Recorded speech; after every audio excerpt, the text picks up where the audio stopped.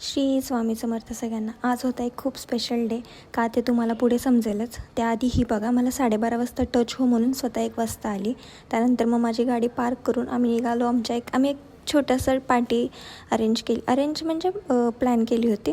तर आम्ही तिकडेच चाललो होतो आणि पार्टी प्लॅन करताना आम्ही 17 जणं होतो आणि जेव्हा पार्टीची जाण्याची वेळ आली तेव्हा तिथं उपस्थित फक्त आम्ही 6 जणं होतो.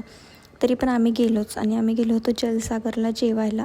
कारण खूप दिवसांपासून प्लॅन चाललेला जाऊया पण आज सक्सेसफुल झाला, ते पण 6 लोकांसोबत. आणि ॲम्बियन्स बघा, जुनं हॉटेल आहे पण छान आहे. त्यानंतर तिथे फिशसाठी फेमस आहे, पण मी नॉनव्हेज खात नाही सो मी व्हेज घेतलेलं. आणि त्यानंतर मग मेन कोर्समध्ये पण मी पनीर आणि रोटी घेतली होती.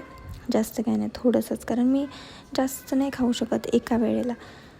आणि हे बघा, त्या हॉटेलचं ना स्पेशल तळ आहे त्यांचं पर्सनल. तिथं ते मासे ठेवतात आणि ताजे पकडून लोकांना खायला देतात असं मी ऐकलं, मला नाही माहिती रियालिटी. त्यानंतर तिथंच साईडला कन्हेर डॅम होता.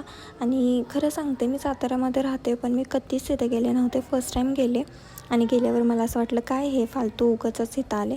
पण थोड्या वेळाने खूप भारी वाटलं जेव्हा तिथे थांबले, पाण्यामध्ये गेले, थोडंसं दगडफेक केली. आणि माझी दगडची गेम बघा, मला असं सगळ्यांची दगड ना पाण्यावर तरंगत होते, तर मला ट्रेनिंग देत होते की कसं टाकायचा. आणि माझं दगड टाकण्यासाठी ना, माझा व्हिडिओ येण्यासाठी माझा एक फ्रेंड साईडला उभा होता. मी फक्त ॲक्टिंग केली दगड टाकायची. दगड गेला तर त्याचाच, माझा तर पाण्यामध्येच डुबाला. हे बघा, आणि साईडून जो पुढं गेला ना तो त्या फ्रेंडने टाकला होता. त्यानंतर मग तिथून निघालो आणि घरी आल्यानंतर जे माझं डोकं दुखायला लागलं होतं ना, पण मला एडिटिंग पण करायची होती. मग मी पटकन एडिटिंग करून घेतली आणि ते व्हील्स होते घरात ते खाल्ले.